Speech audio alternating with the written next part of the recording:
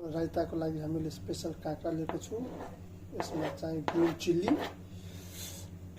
त्यसपछि म अब दही यो सबलाई म यसमा मिक्स गर्नेछु।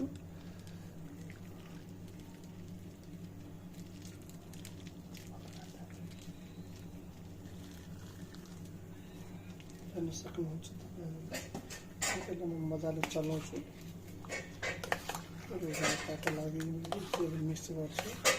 अब यसमा मैले चाहिँ थोरै यो आमचुर पाउडर हेर्न सक्नुहुन्छ, यो पाउडर म यसमा थोरै मिक्स गर्छु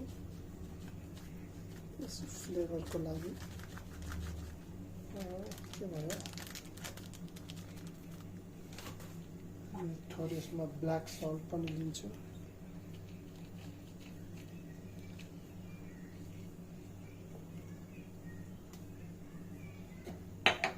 अब मजाले चलाउँछु।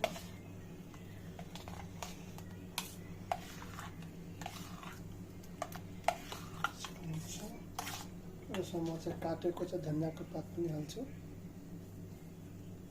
सक्नुहुन्छ तपाईँहरू पनि हाल्नु होला। अब मिक्स गरेँ। थोरै अब रेड चिल्ली पाउडर हालिदिन्छु हल्का रेडनेसको लागि।